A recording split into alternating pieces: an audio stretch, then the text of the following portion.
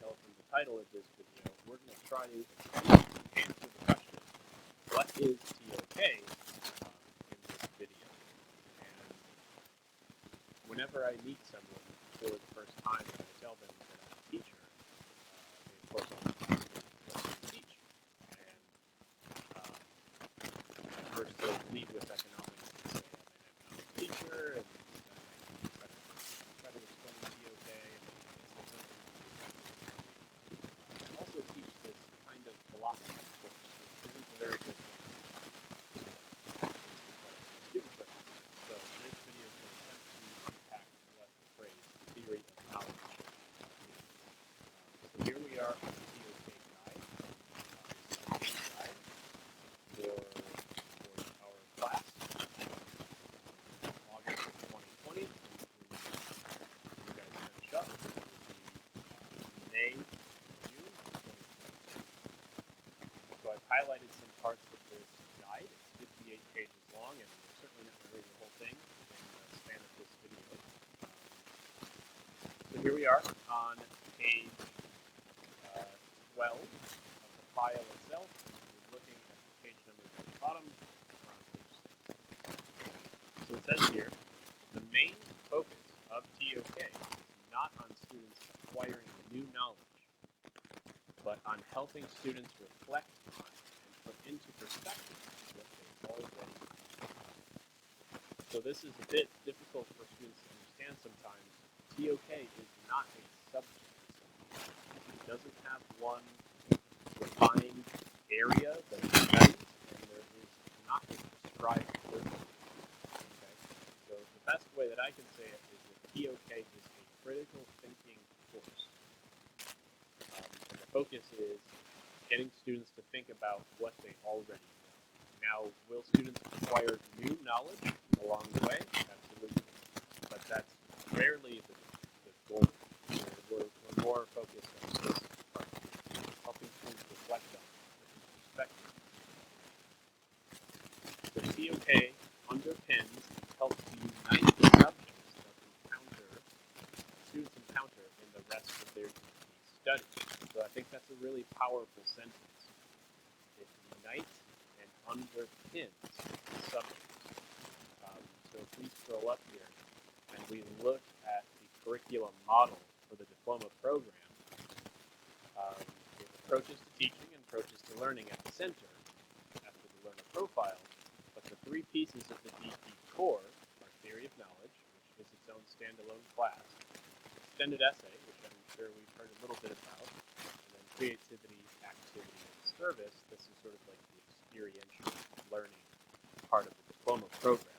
So TOK here helps you think about the knowledge in all 6 of your subjects that you've chosen on your schedule. So whether you have biology, music,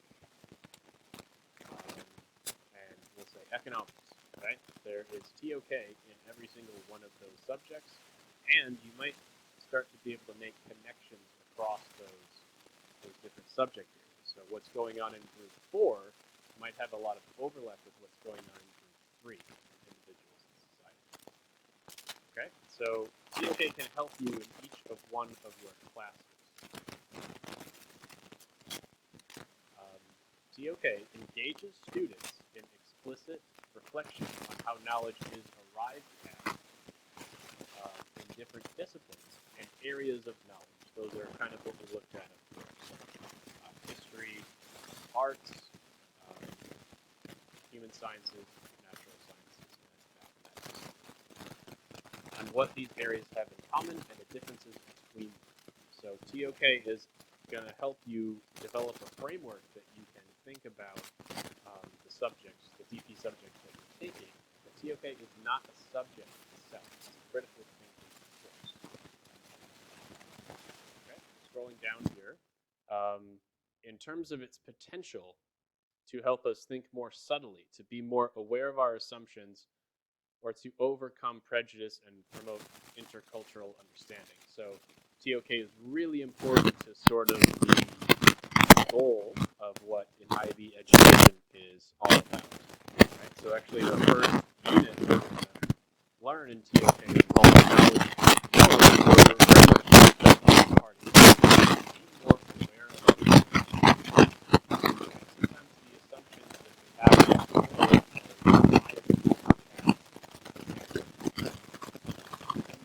are pursuit of knowledge, and sometimes so it's important to sort of talk about what we mean by knowledge. So back when I said that TOK is not a philosophy, there is no expectation that TOK students will be familiar with specific philosophy or philosophical texts. So there's no real prerequisites that you need for TOK. Any critical thinking that you have done in some of your other subjects at this point in your education will certainly be useful, but you don't need to know who Plato or Aristotle or Immanuel Kant were. We will cover those guys and gals as well, but we're not. This isn't a philosophy course. If you take a philosophy course in college, there will be a prescribed curriculum. Indeed, at the college level, philosophy is its own major, right? So if you're looking for a word that best describes TOK, the word would be epistemology. Epistemology. And I'll follow up with another video, a good one that I found on YouTube. So a good way to think about knowledge, at least as we're going to talk about it in TOK, is kind of after the truth. Right? One of our sort of the three big words of our school at WPS is veritas, which means truth through knowledge. So by truth, we're sort of after what's really going on. Right? That's sort of what we're after when we mean. Okay, so just scrolling back up here to the TOK course at a glance.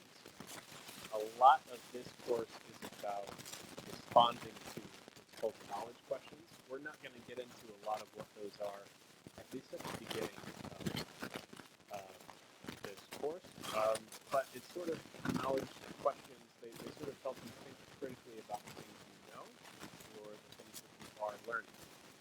So considering that it's August of 2020, and we all know what's been going on for most of 2020 with the pandemic, and even pretty significant election coming up. This is a good example of a knowledge question. What counts as good evidence for a claim? So I'm sure you've heard lots of claims about different things going on lately, and you may not have been realizing it, but every time you heard something in the news of what's going on with this pandemic, and you sort of thought to yourself, well, that doesn't sound very reliable. That doesn't sound like it can be the truth. You were practicing TOK and you were practicing epistemology. So that's one of my favorite knowledge questions on the guide. I definitely think it's important to what is going on in the world right now, and that's what TOK is meant to be. It's help you to find truth in the world, find out what's really going on. Okay, so in terms of what we're going to study with this epistemology TOK course, our first unit, like I said, is the core theme, knowledge and knowing.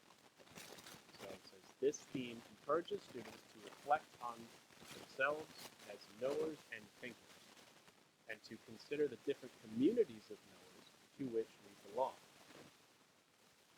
Right? So the way you think about knowledge has, to a large extent, been determined sort of by the people in your life who you've chosen to surround yourself with. And we're going to explore that a little bit in this course. So the two optional themes, there are 5 in total. They're here. Knowledge and technology. I think that is pretty exciting. Knowledge of language should also be very interesting. And the 3 other ones are knowledge of politics, knowledge of religion, and knowledge of indigenous society. So teachers will pick 2 of the 5. So those are the optional themes. And the first assessment that we will do in TOK, at least in terms of a IB grade is egg-sufficient.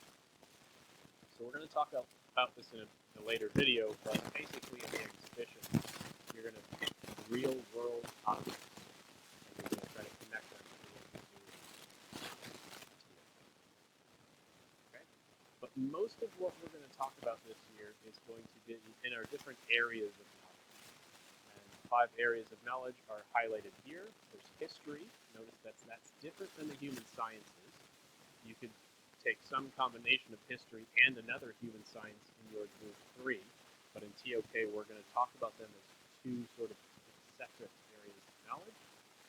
We have the natural sciences, so you think about that in terms of sort of traditional courses like biology or physics or chemistry.